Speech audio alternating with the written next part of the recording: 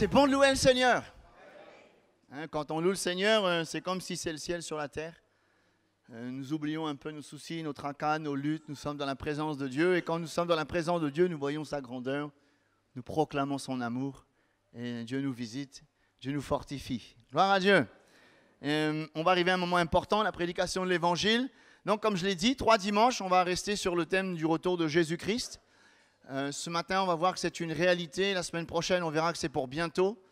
Et dans 2 dimanches, on verra quelle devrait être l'attitude du chrétien face à cette promesse qui doit s'accomplir. Alors, il y a beaucoup de versets qui parlent du retour de Jésus. Mais il faut bien prendre un texte d'introduction. Dans Jean chapitre 14, versets 1 à 6, on va lire. Jean chapitre 14, versets 1 à 6.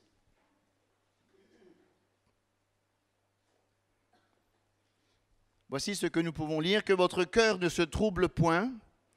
Croyez en Dieu et croyez en moi. Il y a une version de Bible qui dit « Vous qui croyez en Dieu, croyez aussi en moi ». Il y a plusieurs demeures dans la maison de mon Père. Si cela n'était pas, je vous l'aurais dit. Je vais vous préparer une place, et lorsque je m'en serai allé, et que je vous aurai préparé une place, je reviendrai, et je vous prendrai avec moi, afin que là où je suis, vous y soyez aussi. Vous savez où je vais, et vous en savez le chemin. Alléluia! Ici, Jésus parle à ses disciples. Il leur a dit qu'il est parti, qu'il va revenir et qu'il y a aussi un conseil, que votre cœur ne se trouble point. Et il n'y a pas besoin d'avoir fait les grandes études pour comprendre que nous vivons des temps difficiles. Il ne faut pas se leurrer, plus on va avancer dans le temps, plus nous aurons des temps difficiles. Et plus on va se rapprocher de la fin de toute chose, plus les temps seront encore plus difficiles. Mais nous sommes le peuple de Dieu. Et le peuple de Dieu a été éclairé par la parole de Dieu. Nous savons, et j'espère que vous savez, que la Bible dit que dans les derniers jours, il y aura des temps difficiles. Dans 2 Timothée 3:1, il est dit ceci, « Sache que dans les derniers jours, il y aura des temps difficiles. » Il ne faut pas croire que ça va s'arranger. Il ne faut pas croire qu'il y aura un surhomme qui va venir de nulle part et qui va régler tous les problèmes du monde, les problèmes de société, les problèmes des foyers, les problèmes économiques, etc. Non, ça n'existe pas. Ça va aller en empirant.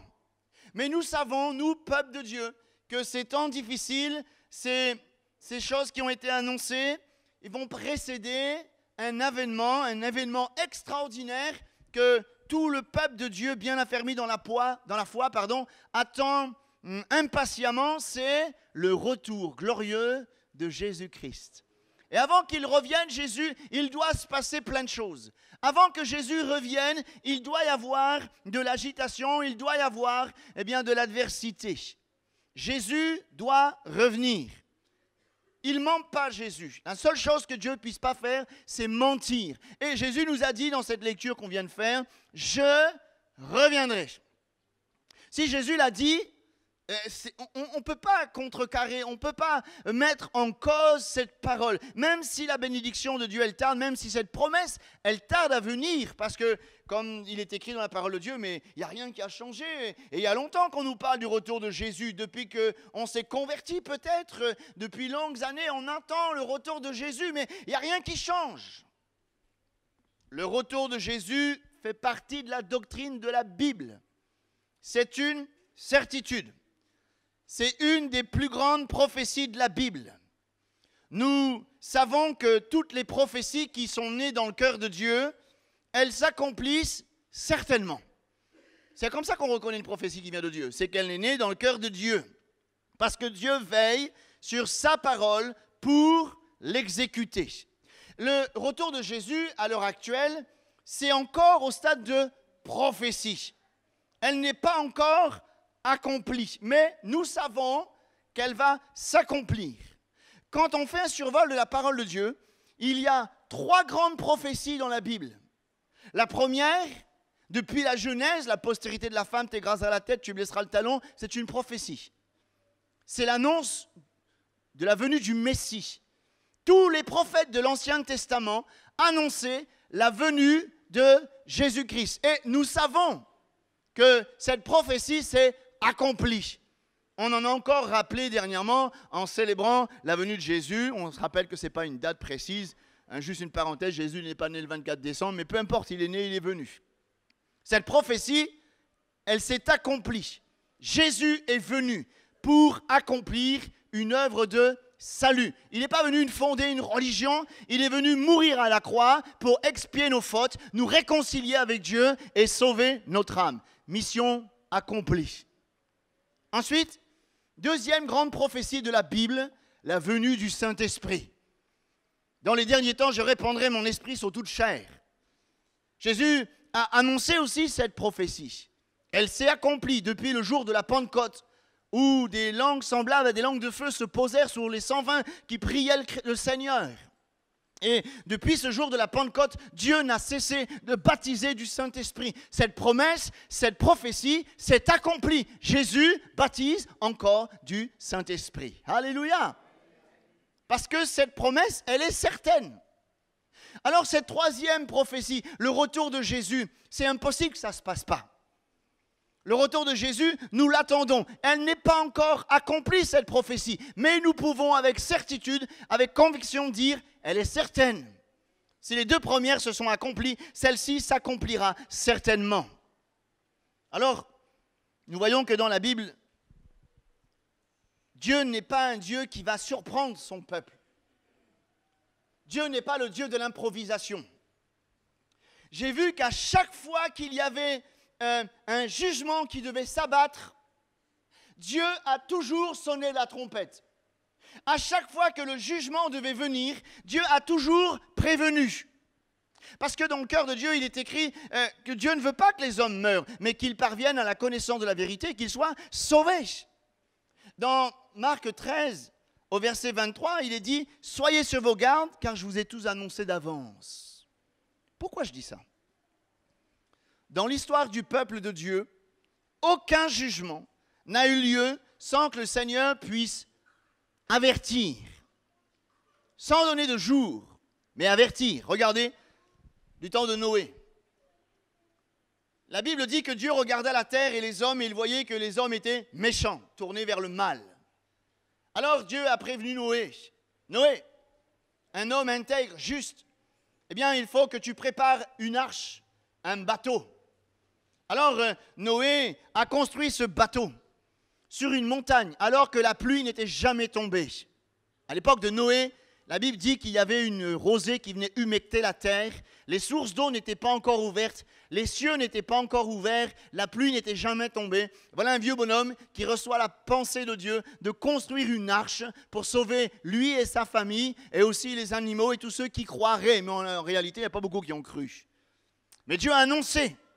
Et la Bible dit que Noé, c'est le premier prédicateur de la justice qui a annoncé le jugement de Dieu. Et nous voyons qu'il y avait très peu qui ont cru. Ensuite, en parcourant la parole de Dieu, nous voyons un deuxième jugement, Sodome et Gomorrhe. Il y avait l'immoralité, il y avait le péché, il y avait l'abomination dans cette ville.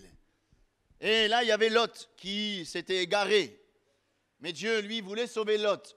Il a envoyé 2 anges avec un message. Sors! Ne reste pas là, le feu, la foudre, le soufre va descendre sur cette ville. Sors de cette ville et ne regarde pas en arrière. Vous connaissez l'histoire. Il y a eu un avertissement avant que le feu descende. Alors les anges sont venus dans la maison de Lot et ont prévenu Lot, toi et ta famille. Sors. Lot, il paraissait plaisanter avec ses membres de sa famille parce qu'il n'était pas sérieux, Lot. Et lui et sa femme sont sortis et sa femme, vous savez ce qu'elle a fait? Elle a regardé en arrière, comme si elle regrettait. Elle est venue une statue de sel. Bref. Mais il y a eu un avertissement. Il y a eu comme quelque chose qui a été annoncé. Allons voir un peu plus loin. Dans le livre de Jonas, la ville de Ninive, une grande ville, mégapole. Il fallait 3 jours de marche pour traverser cette ville. Dieu avait décidé de détruire la ville parce que le peuple ne se repentait pas. Jonas, le premier missionnaire, est allé à Ninive, avec un message de repentance. Bon, ça a été compliqué parce que lui, il est allé à l'opposé, il ne voulait pas faire la volonté de Dieu, bref. Mais néanmoins, le message a été annoncé. Et comme le peuple de Dieu s'est repenti, Dieu n'a pas détruit Ninive. Mais il y a eu un avertissement encore. Dans la ville de Jérusalem, vous savez, dans l'histoire de la ville de Jérusalem, c'est compliqué, elle a été détruite plusieurs fois. Et en l'an 70, cette ville a été détruite sous le règne de Titus, mais Jésus, encore là, l'avait annoncé. Ça montre quoi? On pourrait prolonger la liste, mais je m'arrête là. Le principal pour nous, c'est de comprendre que Dieu a toujours averti son peuple et le monde de ce qu'il allait faire. Il n'y a pas d'improvisation. Je crois que le plus important pour nous, c'est de comprendre que Dieu a déjà dit qu'il allait revenir par sa parole, par les prophéties, par le Saint-Esprit. C'est écrit, il l'a annoncé et nous savons que Jésus revient bientôt. Maintenant, qu'on y croit ou qu'on n'y croit pas, vous êtes libre de croire, libre de ne pas croire. Ça n'empêchera pas Jésus de revenir. Alors, dans l'Ancien Testament, toutes les prophéties convergent vers le Messie. Mais le Nouveau Testament, et ça j'ai noté parce que c'est important, il y a environ 319 versets qui nous parlent du retour de Jésus. Dans le Nouveau Testament, il y a un verset sur 25. C'est énorme. C'est énorme. Ça fait beaucoup quand même. C'est comme si Dieu avait insisté, attention, je reviens bientôt. N'oubliez pas ça. Et ce qui est important pour nous, ce n'est pas d'être indifférent à l'égard de ces choses. Parce que ça fait partie de la doctrine, ça fait partie de l'enseignement, ça fait partie des promesses. Et Jésus revient, c'est une certitude. Alors, on le verra dans 3 dimanches, dans 2 dimanches. Nous devrions être prêts comme si Jésus revient ce matin. J'aimerais te poser une question. Si Jésus revient pendant le culte, est-ce que tu es prêt?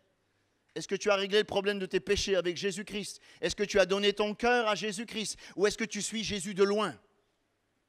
Et on le verra dimanche prochain, quand Jésus va revenir, c'est en un clin d'œil. On n'a pas le temps de s'arranger. On n'a pas le temps d'essayer de dire, bon, je vais m'arranger avec Dieu. Non, on n'aura pas le temps. Il faut être prêt. Et on doit aussi être prêt, mais aussi travailler comme s'il reviendrait dans 100 ans, parce qu'on peut tomber dans ce piège. Bon, ben Jésus revient, on n'a plus rien à faire, on n'investit plus rien, on ne fait plus rien, mais on ne sait pas quand est-ce que Jésus revient. Mais il revient. Alors je me suis posé une autre question. Pourquoi Jésus doit-il revenir? Pourquoi Jésus va revenir? Jésus va revenir pour achever l'œuvre de son Père. Je m'explique. Non pas que l'œuvre du salut ne soit pas complète, mais afin que toutes les prophéties de ce livre s'accomplissent. Et Jésus achèvera l'œuvre du Père dans 3 domaines, quand il va revenir. La Bible dit qu'il va prendre l'Église. Ce n'est pas le bâtiment, l'Église. Ah, quand Jésus va revenir, ils feront ce qu'ils voudront avec la salle, on leur donne tout. Hein. L'Église, c'est vous, c'est moi, c'est nous. C'est tous ceux qui ont reçu le pardon de leurs péchés en Jésus-Christ. La Bible dit dans Luc 21, 28, « Quand ces choses commenceront à arriver, redressez-vous, levez la tête, car votre délivrance approche. » Quand Jésus va revenir, nous, le peuple de Dieu, nous ne verrons pas Jésus comme un juge, mais comme un libérateur. Parce qu'il va prendre son peuple. 1 Thessaloniciens, chapitre 4, verset 13. Au son de la trompette de Dieu, les morts en Christ ressusciteront premièrement. Et nous, les vivants qui serons restés à l'avènement du Seigneur, nous serons enlevés en un clin d'œil à la rencontre dans les nuées. Il va venir chercher son peuple. Et c'est lui-même qui l'a dit, je m'en vais vous préparer une place, afin que là où je suis, vous y soyez aussi. Et quand je vois la révélation de Jean dans l'Apocalypse, je me dis que cette place, elle est belle. Il n'y a pas de mots pour comprendre ce que Dieu est allé préparer pour nous là-haut, la Jérusalem céleste. L'or, le cristal, c'est mieux que ça encore, parce qu'il dit que c'est comme l'or, c'est comme le diamant, c'est comme le jaspe, c'est comme ceci, comme cela. Donc premièrement, Jésus revient chercher son Église. Ce n'est pas tous ceux qui disent Seigneur, Seigneur. Ce n'est pas tous ceux qui simplement disent, prient, moi j'ai prophétisé en ton nom, moi j'ai chassé des démons, moi j'ai fait... Non, ce sont ceux qui ont été fidèles. Et c'est dans la deuxième partie, il va juger le monde. D'abord, le mot révélation, le mot apocalypse, ce n'est pas une catastrophe, c'est la révélation des choses cachées. La révélation du Christ, mais la révélation de la vraie foi, la révélation de la vraie vie.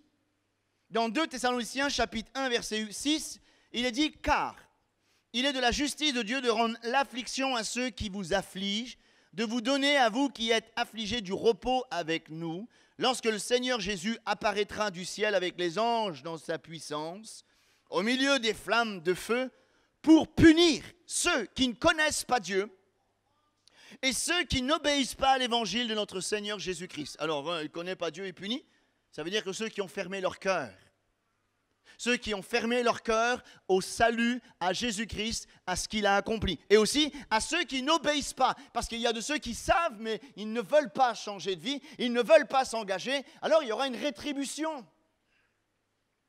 Ça sera catastrophique.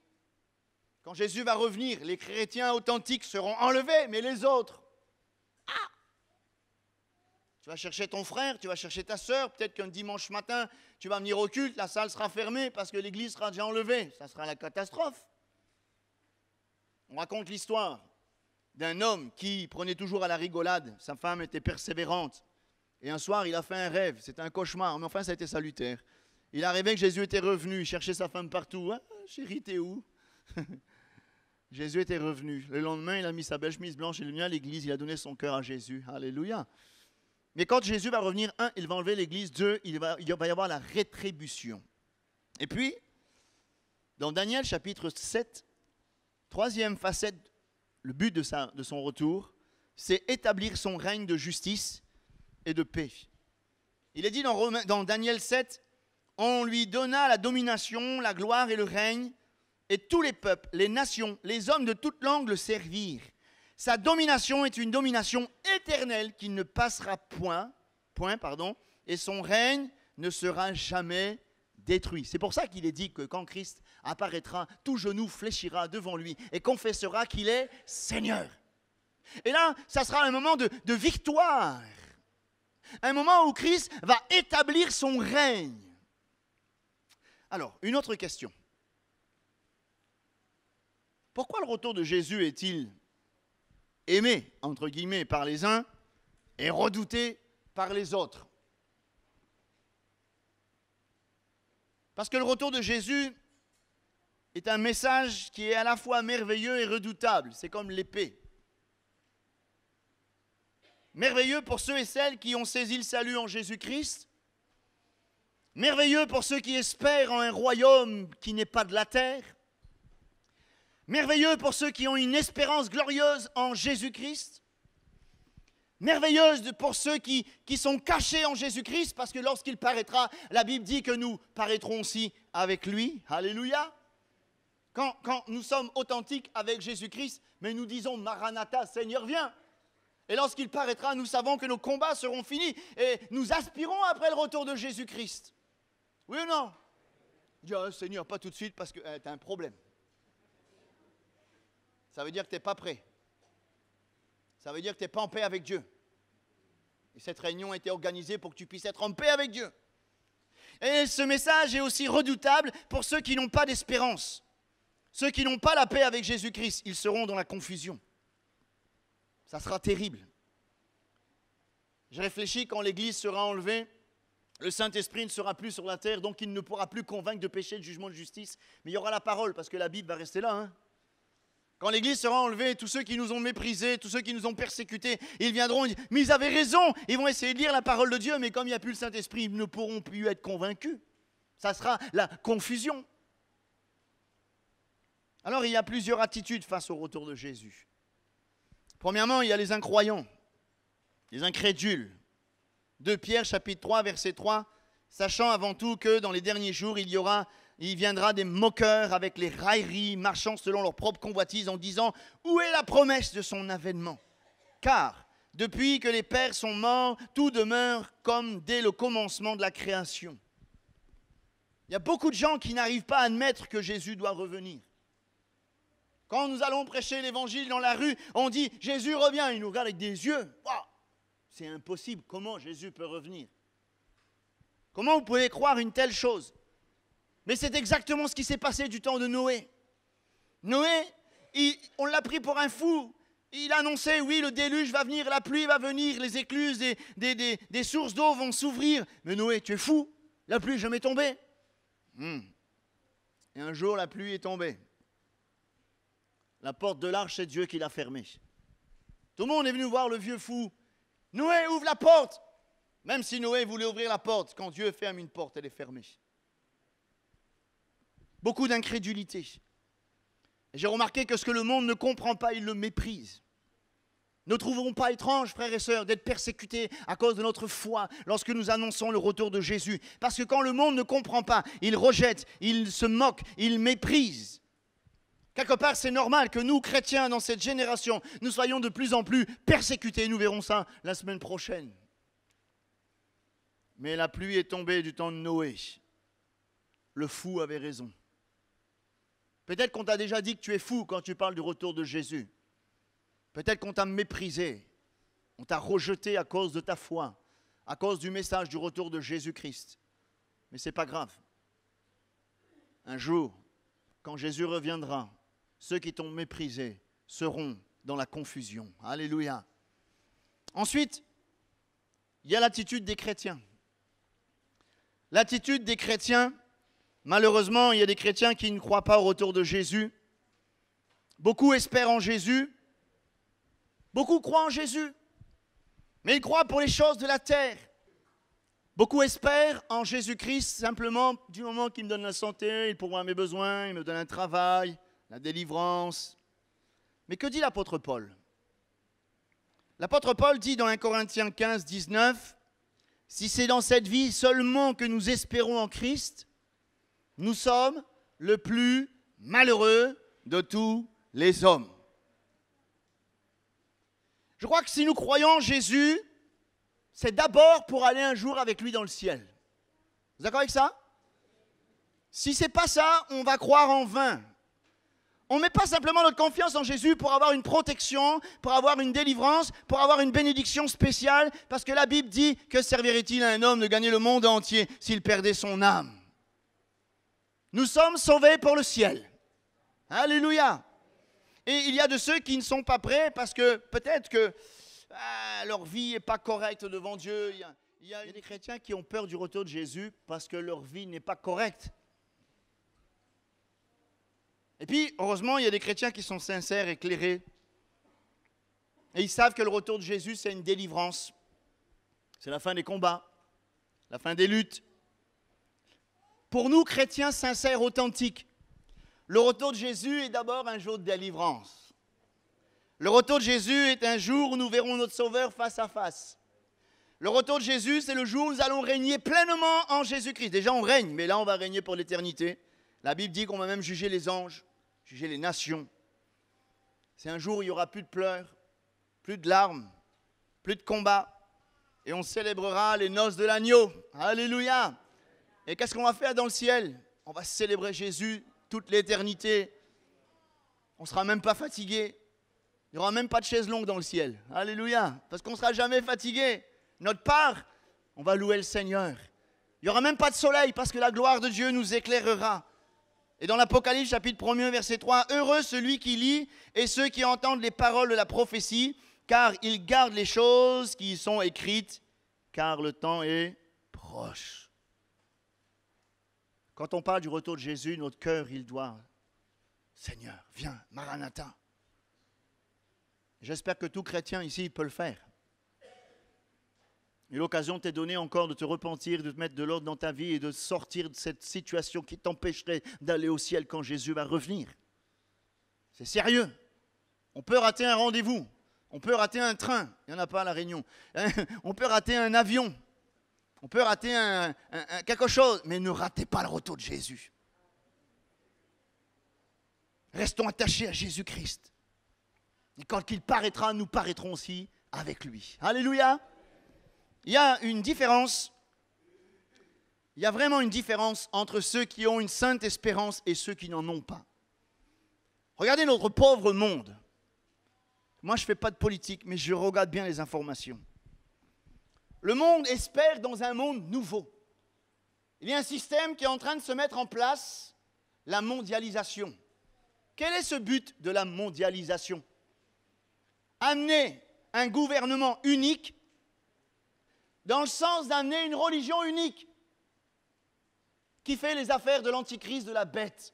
Apocalypse 13, 14. Mais le monde cherche une solution à la crise. Avez-vous remarqué quand le président, je nomme son nom mais ça fait rien, le président américain, Obama, quand il a été élu président, c'était le sauveur du monde. Hein? Tout allait aller nouveau, tout allait aller bien, et c'est la catastrophe comme d'habitude. Il n'y a pas de surhomme. Il n'y a pas un homme qui va un jour venir apporter des solutions au monde, à la situation du Moyen-Orient, avec Israël, et la Palestine. Ça ne va jamais finir. Jamais finir. Le monde est sans espérance. Alors il cherche une solution. Alors il se laisse séduire. Alors il court après des grands hommes. Il court après des solutions. Il court après toutes sortes de choses qui sont mises en place. Mais pour l'Église, c'est pas pareil. Mais on n'attend pas une solution. On attend la délivrance en Jésus-Christ. On n'attend pas un surhomme. On n'attend pas un jour spécial. On n'attend même pas un événement spécial. On n'attend même pas la fin du monde. On attend Jésus-Christ. On n'attend pas un sauveur surhomme qui va apporter la solution politique et sociale, économique à notre pauvre pays ou même dans la nation, dans toutes les nations. Mais on ne cherche pas ça. On n'attend même pas un jour spécial, on le verra. On attend notre sauveur. Rien d'autre. Qu'il vienne aujourd'hui, qu'il vienne demain, qu'il vienne dans 50 ans, qu'il vienne dans 60 ans. On ne cessera pas d'attendre Jésus. Alléluia. Il est dit que Christ est notre espérance. 1 Timothée 1,1. Christ, notre espérance. Il y a plein de faux docteurs et je vous mets en garde à ce que vous écoutez sur Internet. Combien de gens ont annoncé le retour de Jésus le 12 décembre 2012, le 15 décembre de l'année dernière? Ah là là, ce sont que des faux prophètes. Personne ne sait le jour ni l'heure. On le verra ça la semaine prochaine.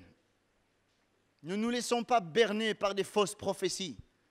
Avez-vous remarqué que dans ce début d'année, il y a une recrudescence avec les 10 heures de Bonaventure, la mer Soleil, avec l'horoscope, parce que les gens ont peur.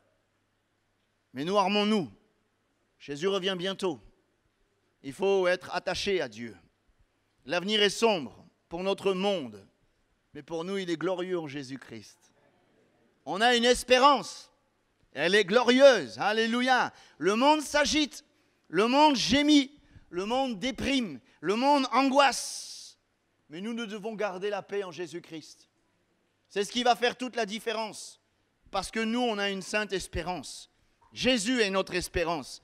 Le temps est venu de fixer les regards sur Christ.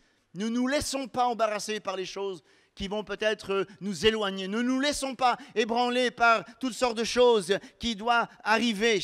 Le monde sans espérance est comme un bateau sans capitaine. Il est à la dérive. Mais nous, on sait où on va, hein? Oui? Alléluia! Nous sommes dans la lumière. Nous sommes éclairés. Nous ne tombons pas dans le piège du diable qui veut entraîner les nations et toutes sortes de choses dans l'hérésie, dans les fausses doctrines, dans toutes ces choses. Gardons la paix en Jésus-Christ. Comment avoir la paix en Jésus-Christ? Garder cette communion envers et contre tout, peu importe les persécutions, toutes sortes de choses qui peuvent arriver. Tenons ferme. Parce que la Bible dit que celui qui persévérera jusqu'à la fin sera... Alléluia. La Bible dit que dans les derniers jours, dans les derniers temps, il y aura des angoisses parmi les nations. C'est marqué dans Luc 21, verset 25. Il y aura de l'angoisse chez les nations qui ne seront confèrent au bruit de la mer et des flots. Ce qui va faire la différence dans les derniers temps, c'est Jésus. Éphésiens 2, 12. Que vous étiez en ce temps-là sans Christ, privés de droit de cité en Israël, étrangers aux alliances et à la promesse, sans espérance. Sans Dieu dans le monde. Nous ne sommes pas sans espérance, frères et sœurs. C'est quoi notre espérance? C'est Jésus. C'est quoi notre espérance? Le retour de Jésus. Je crois que c'est le moment de persévérer. C'est le moment d'être attaché à Dieu. Il va y avoir des persécutions. Et je crois que l'Église, la véritable Église, va être de plus en plus persécutée. On va être malmené. Attachez vos ceintures, ça va secouer. Et tous ceux qui ne sont pas réellement attachés à Jésus, ils vont baisser les bras. Je crois qu'il faut s'attendre à ce qu'il y ait des scandales, même dans l'Église. Mais il ne faut pas trouver ça étrange, parce que Dieu est en train de préparer l'Église, est en train de sanctifier l'Église, est en train de la préparer pour son glorieux retour. Les choses cachées vont commencer à être révélées. Dieu va envoyer un temps de rafraîchissement et de feu dans l'Église. Et quand il y a le feu, vous avez remarqué quand il y avait le barbare, quand Paul est arrivé dans l'île barbare, il y avait la broussaille, et dans la broussaille, il y avait une vipère. Tant qu'il n'y avait pas le feu, la vipère ne sortait pas. Et quand il y a eu le feu, je crois que Dieu va visiter son Église dans les derniers temps, et nous voulons nous attendre à ce moment-là. De toute façon, ça va arriver, où l'Église sera remplie du Saint-Esprit, et là, les choses cachées seront révélées. Il y aura des scandales. Mais nous ne nous décourageons pas, frères et sœurs. Fixons nos regards sur Jésus. Ne fixe pas tes regards sur un homme. Ne fixe pas tes regards sur un système. Ne fixe pas tes regards sur quoi que ce soit d'autre que le Christ. Parce que c'est de lui que viendra ton salut. C'est lui ton espérance. Et quand il paraîtra, tu paraîtras aussi avec lui. Alléluia! Gloire à Dieu. Le monde va connaître une tempête. Ça va être pire que le tsunami. Il faut qu'on soit attaché à Jésus. Tu n'as pas le droit d'être léger, mon frère. Tu n'as pas le droit d'être légère, ma sœur. Il faut que tu sois attaché à Jésus. Ça va secouer, mais restons attachés à Jésus. Et nous savons, quand il paraîtra, nous paraîtrons aussi avec lui. Alléluia! Alors permettez-moi de faire une petite remarque. Allons dans Hébreux 9. Ouvrons la Bible. Allez, on va se détendre un peu là. Hébreux 9, verset 22. Ici, il parle du sacrificateur qui est venu. Il vient avec du sang. Il rentre dans le tabernacle, dans le temple, et après il ressort. Et lorsqu'on va lire ça, essayez de voir le ministère de Jésus-Christ en 3 points. Vous allez le trouver, c'est sûr. Verset 22, vous avez trouvé? Et presque tout d'après la loi est purifié avec du sang, sans effusion de sang, il n'y a pas de pardon. Il était nécessaire, puisque les images des choses qui sont dans les cieux devaient être purifiées de cette manière, que les choses célestes elles-mêmes le fussent par les sacrifices plus excellents que ceux-là. Car Christ n'est pas entré dans un sanctuaire fait de main d'homme, en imitation du véritable, mais il est entré dans le ciel même, afin de comparaître maintenant pour nous devant la face de Dieu. Et ce n'est pas pour s'offrir lui-même plusieurs fois qu'il est entré. Comme le souverain sacrificateur entre chaque année dans le sanctuaire avec du sang étranger. Autrement, il aurait fallu qu'il eût souffert plusieurs fois depuis la création du monde. Tandis que maintenant, à la fin des siècles, il a apparu une seule fois pour abolir le péché par son sacrifice. Et comme il est réservé aux hommes de mourir une seule fois, après quoi vient le jugement, de même Christ, qui est offert une seule fois pour porter les péchés de plusieurs, apparaîtra, donc c'est le retour là, sans péché, une seconde fois à ceux qui l'attendent pour leur salut. Alors, est-ce que vous avez trouvé les 3 points? Au verset 26, il est venu.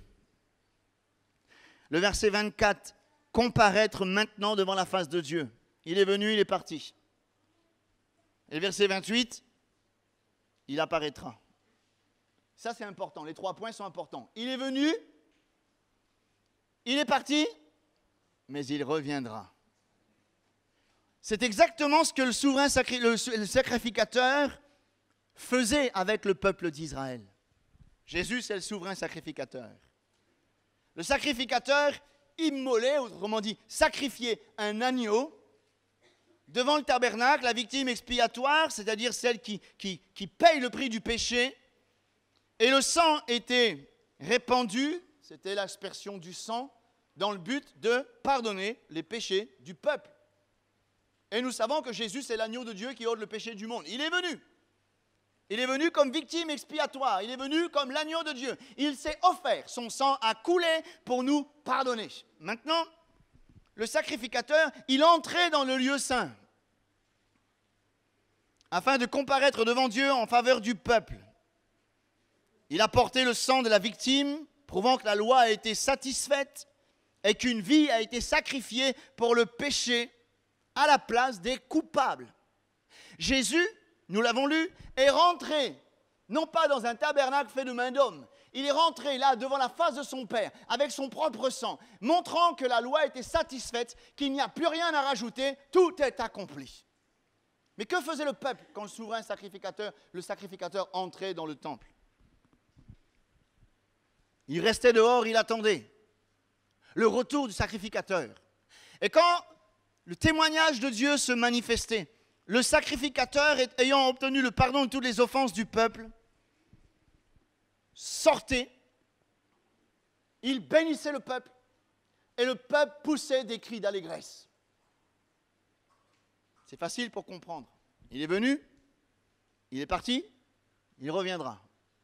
Il est venu comme l'agneau de Dieu. Il est entré dans le ciel avec son propre sang. Et tant que Jésus n'est pas revenu, nous sommes comme le peuple d'Israël qui attend à la porte du temple le retour du sacrificateur pour recevoir la bénédiction et la délivrance. Mais il reviendra. C'est sûr. Et lorsqu'il reviendra, nous serons sauvés définitivement. C'est beau, hein? Ça sera la fête. C'est notre espérance. Lisons Hébreux 6. Verset 17 jusqu'au verset 20. Allez, j'ai presque fini. Ça va, vous suivez? Vous n'avez pas décroché? Voilà, c'est là que ça se passe.